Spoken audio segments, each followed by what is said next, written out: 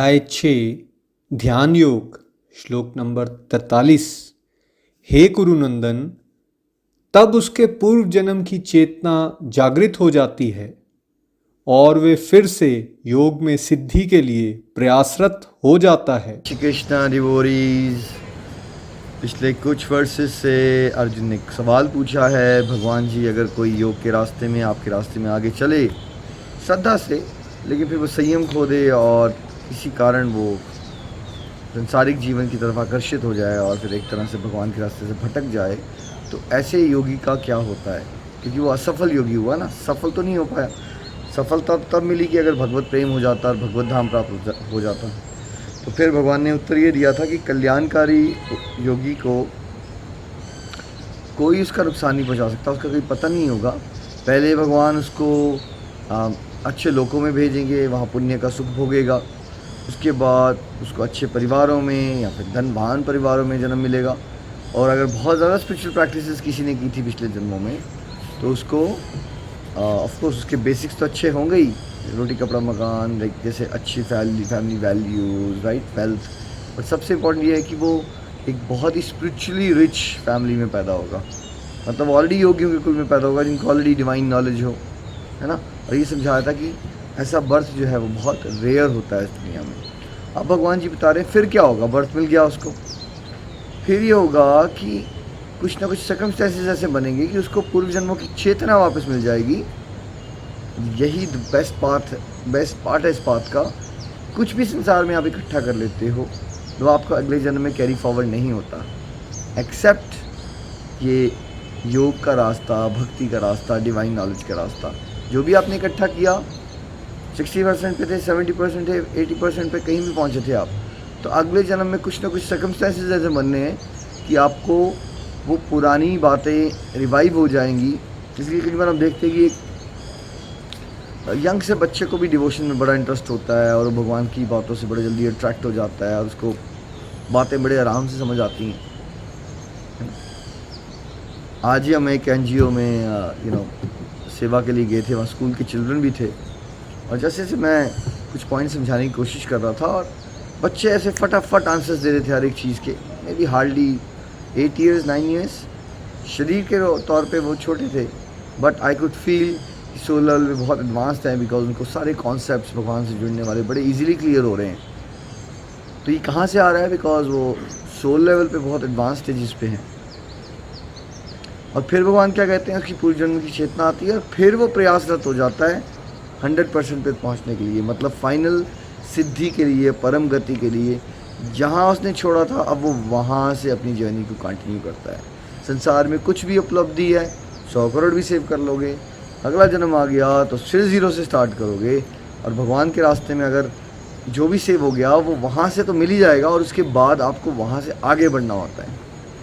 Friend, ये versus मेरे दिल के बहुत करीब है, बिकॉज जब स्पेशली मैंने ये पढ़ा था पहली बार 2009 में, तो मुझे बहुत क्लियर हो गया था कि मेरे साथ क्या हो रहा है, क्यों मैं चंबा में डिससेटिस्फाइड था, फिर मैं हैप्पीनेस के लिए चंडीगढ़ पहुंचा, करियर बन जाएगा, हैप्पी हो जाऊंगा, फिर मणिपाल गया, वहाँ भी हैप्पीनेस नहीं मिली, फिर लगा चलो ऑस्ट्रेलिया चल पड़ते हैं, ऑस्ट्रेलिया भी आ गया। बट जब मैंने ये सब वर्सेस पढ़े तब मैंने रियलाइज़ हुआ, हाँ यार, गलती ये थी कि मैं हैप्पीनेस गलत जगह ढूंढ रहा था, अभी तो मुझे हैप्पीनेस नहीं मिल रही है। और ये बातें मुझे समझ आ रही थी, तो आई स्टार्टेड फीलिंग वाओ, ये कुछ ऐसी बात है जैसे आपने एक किताब कोई बहुत लाइक 10 बार, 20 बार, 50 बार, 100 बार पढ़ ली है, उसके कुछ सालों से आपने छोड़ दी हो, तो अगर वो दोबारा पढ़ोगे तो आपको ऐसा लगता है ना, हाँ यार, आई नो दिस, ये पता है मुझे, ये हाँ ये सुना है मैंने। तो जब मैं भगवद गीता पहली बार पढ़ रहा था इस जन्म में, तो एकदम मैं भी ऐसी फीलिंग आ रही थी कि हाँ आई बिलोंग हियर, ये सुनने में बड़ा मज़ा आ रहा है, समझने में बड़ा मज़ा आ रहा है, ये ऐसा लग रहा है कि ये मैं पढ़ चुका हूँ, मैं जानता हूँ, this is meant for me, मुझे इसको जीना है। वो फीलिंग्स आना शुरू हो गई थी। और जब मैंने ये श्लोक पढ़ा था तो आई वॉज वेरी वेरी कन्विंस्ड कि हाँ, अब मेरी पूर्व जन्मों की चेतना मुझे वापस मिल रही है, ताकि मैं अपने रास्ते में भगवान के, जहाँ मुझे वो भगवान ने पिछले जन्म से छोड़ा हुआ था, जहाँ मेरा छूट गया था रास्ता, अब मुझे यहाँ से आगे चलना है। सो फ्रेंड्स, इसलिए बिना डर के भगवान के रास्ते में आगे बढ़िए, बिकॉज ये एक ही पाथ है। कुछ लोग कहते हैं खाली हाथ आए थे खाली हाथ जाओगे, वो किसी दृष्टि से सच भी है, क्योंकि भौतिक दृष्टि से आप कुछ कहीं आगे नहीं लेके जा सकते। बट यस, ये भगवान की भक्ति, ये डिवाइन नॉलेज, ये भगवान का कनेक्शन, ये भगवान का नाम, ये सारी चीज़ें आपके साथ कैरी फॉरवर्ड होती हैं। देखिए मैं तो किसी को नहीं मिला हूँ जो लाइक 27 टू आई थिंक 28-29 की एज में मैंने भक्ति मार्ग स्टार्ट किया, भागवत गीता पढ़ना शुरू की और अंदर मेरे कैसे मोटिवेशन आ जाती कि मुझे इसको बांटना चाहिए। और कुछ महीने के अंदर ही मैं इसको गाइड कर रहा था लोगों को, लोग मोटिवेट हो रहे थे, लोग बदल रहे थे और मुझे गीता समझ भी आ रही थी। तो मैंने अपने आप से पूछा कि कैसे हो सकता है, बिकॉज इस जन्म में तो मैंने ऐसा कुछ किया ही नहीं था, क्योंकि मेरी तो पूरी पढ़ाई मॉडर्न एजुकेशन थी, वैदिक नॉलेज से तो कोई लिंक नहीं था, पर मैं समझ पा रहा था, समझा पा रहा था। तो ये सब कैसे हुआ, बिकॉज कुछ पूर्व जन्मों से चलता आ रहा है ना। सो जो भी आप कहाँ जहाँ भी पहुँचे थे पिछले जन्मों में वो कभी वेस्ट नहीं होगा। 100% पहुँच गए तो अच्छी बात है, परम धाम मिल गया, और नहीं पहुँच पाए तो कम से कम अगला अच्छा जन्म मिलेगा और जहाँ हमने छोड़ा होगा उससे आगे जाने का प्रभु हमें मौका देते हैं।